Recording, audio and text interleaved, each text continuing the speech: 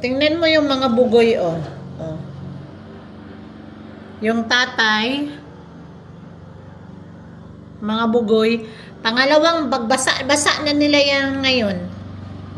Oh my goodness, itong mga anak ko. Wala. Kahit anong linis mo yan dyan, banda, madumi talaga ang bilis-bilis kasi alam mo, itong aking mga junaks ay, tinan mo si Ate Glenn ito, anong ginagawa. Tinan natin.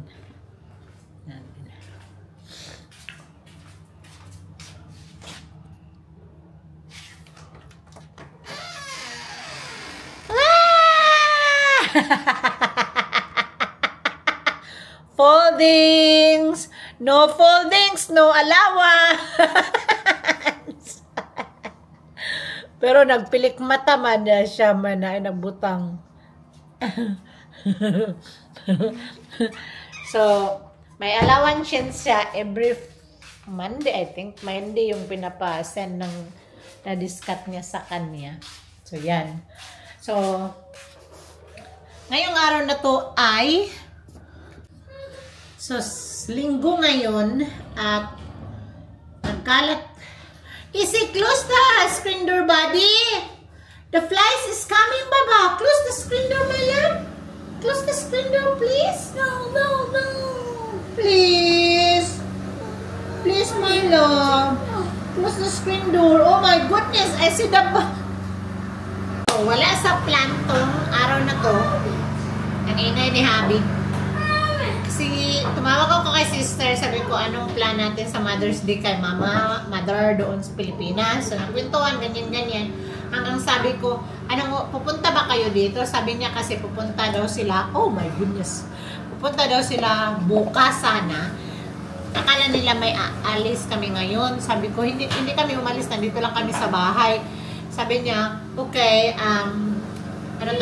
pupunta na lang kami dyan. Sabi niya, yung partner niya is nag-request daw ng spring roll. So, sabi ko, mayroon ka bang pang spring roll dyan? Sabi niya sa akin. Sabi ko, mayroon ako, pero hindi.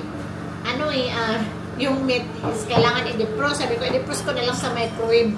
And then, mayroon naman ako nito. So, sabi ko, dito na lang kayo at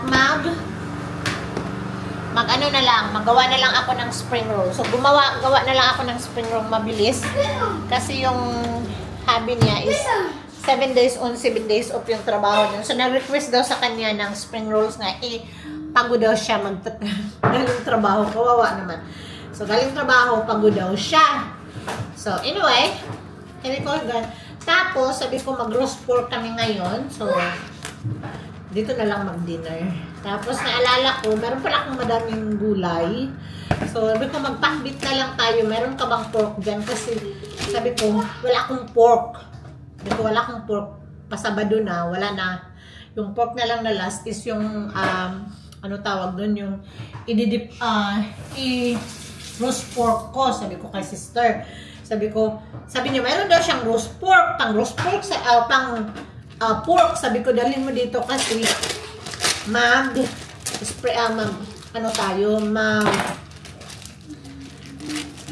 tawag doon?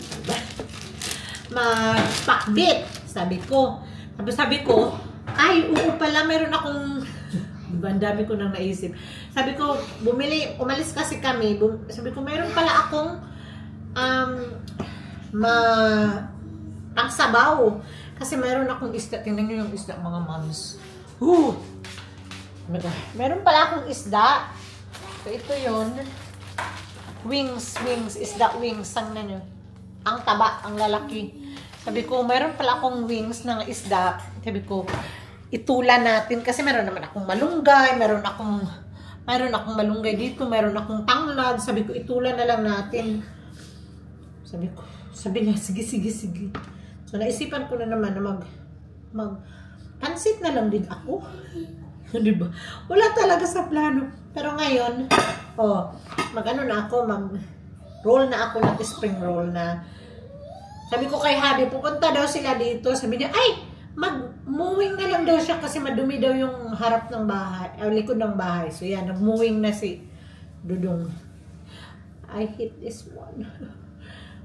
Kasi ano siya, hindi pa siya defrost masyado. But anyway, sabi ko.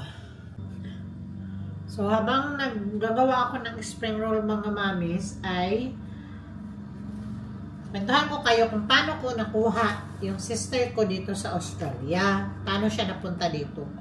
So, anyway, si Ate Glynette as minor siya, no? Nung na-approve yung visa niya, maliit pa kasi si Bibi Noah, hindi pa ako mag-travel. Ayoko pang mag-travel kasi maliit pa si Bibi Noah.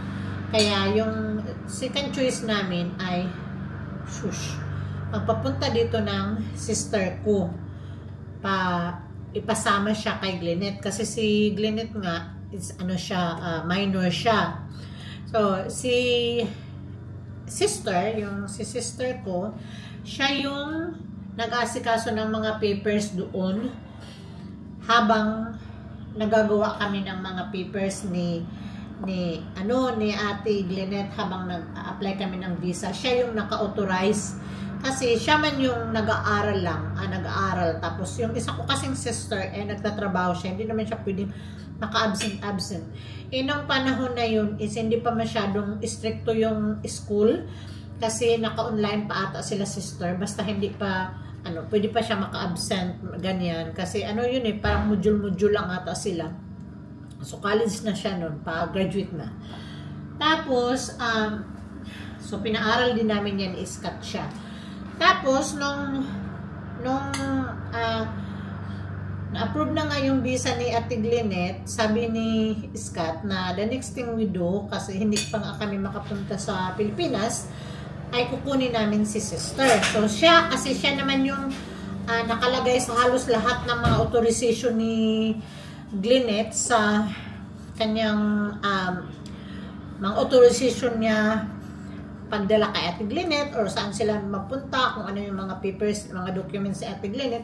Kaya mas easy sa amin na siya yung kukunin dito sa Australia. So, in-apply namin siya ng tourist visa doon sa agent na in-applyan namin kay Ate Glynette. Lucky, libre siya. Nilibre kami ng agent. Hindi kami pinabayad ng kay sister na visa. Kasi medyo malaki-laki din yung nabayaran namin kay Ate Glynette na visa. Pero, it's all worth it mga moms. So, sabi nung agent namin, sige, kung yung sister ang papuntahin nyo dito, pasama kay Ate Glynette daw. So, wag na lang kaming magbayad sa kanya ng visa, yung tourist visa. Siyempre, nung time na yun, ang hiningi lang sa amin ng agent is enrollment ng sister ko. So, naka-enroll pa siya nung time na yun. Enrollment niya sa school and then IDs, ganyan, birth certificate. Pero nung time na yun, yung mga sister ko kasi at saka mga sister kong dalawang dalaga, ay pinakuha ko na yan sila ng passport noon pa. Noon pa po, pinakuha ko na yan sila ng passport. Kasi anihin mo ba yung nag-iisip ka? Kasi ako talaga mga moms, meron talaga akong plano na kukunin ko yan sila. Wala pa nga lang time. Tapos, papuntahin dito sa Australia, meaning. Tapos, pabisitahin or ganyan. Tapos, nung nagpunta na siya dito tapos, na-approve man. Mabilis lang yung approve ng, yung visa niya. Kasi nga, estudyante siya. Pero nung nagpunta na dito siya, ay kagagraduate lang niya yun ng college. So, dumating sila dito ng 23 ng December. Tapos, 18 ata or 19, nag-graduate siya ng college ng December. So, ganun kadali. Tapos, pinauwi pa namin yan siya. Yung nakuha namin visa niya, na visa yun? 1 year na, 1 year, ano tawag dun ha?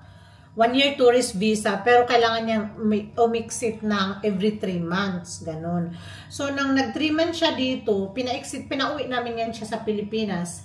And, yes, lucky enough, mayroon siyang, habang nandito siya, syempre, single naman, why not, diba? So, naghanap ng boyfriend, o diba? Nakahanap ng boyfriend, and then, yung nakilala din niya is kaibigan din, kakilala din ni Habi. parang nagtatrabaho si Habi dati sa mining ay, ano siya, ano tawag doon?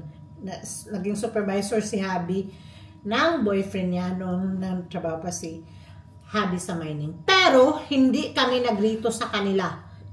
Nagkakilala sila sa online. Hindi kami yung nagbigayan. Hindi yung kami yung ano sa kanila. Hindi. Sila yung nagkita na unexpectedly, o ng English ko, na kilala para siya ni Habi. So, yun. Kilala pala yung lalaki is kilala pala ni Habi. Pero na-meet ko lang siya once, pero nung time na yun, pero hindi ko siya masyadong kilala. Pero si Habi, kilala siya kasi ano siya supervisor niya nga si Habi dati sa mining. Yun, kaya yun yung storya. And then, kasi nga, 1 year naman yung visa na ni sister. So, nung umuwi siya ng Pilipinas, anytime, pwede siya makabalik dito sa Australia. Basta may ticket lang siya. Kasi, 1 year man yung visa niya. Hanggang ngayon pang December matapos yung tourist visa niya.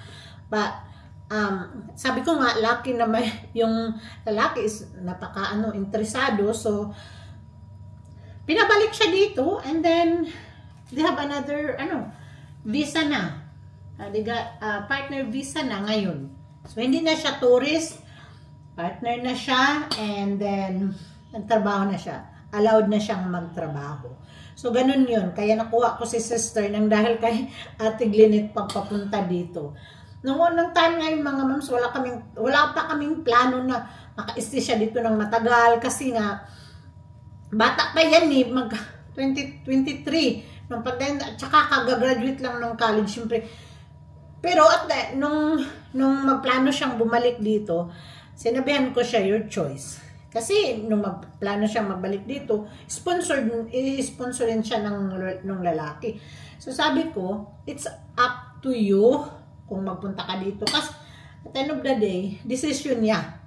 Decision niya. Pero binigyan ko siya ng advice, decision niya. Kasi, siyempre, kahit kilala naman ni Habi yung lalaki, sa trabaho lang yun hindi naman namin kilala personal. Diba? So, siya naman ang nakikisama, hindi naman kami. So, pinili niyang bumalik. Which is, mabait naman yung lalaki. Super bait, wala kaming masabi. Water? Sorry, my goodness! So, yun yung story kung bakit ko nabit-bit si sister dito sa Australia.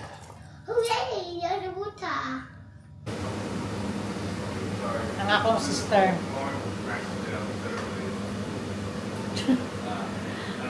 Nagpakbit na naman kami. Tapos na yung spring rolls. Kumain na yung mga lalaki kanina.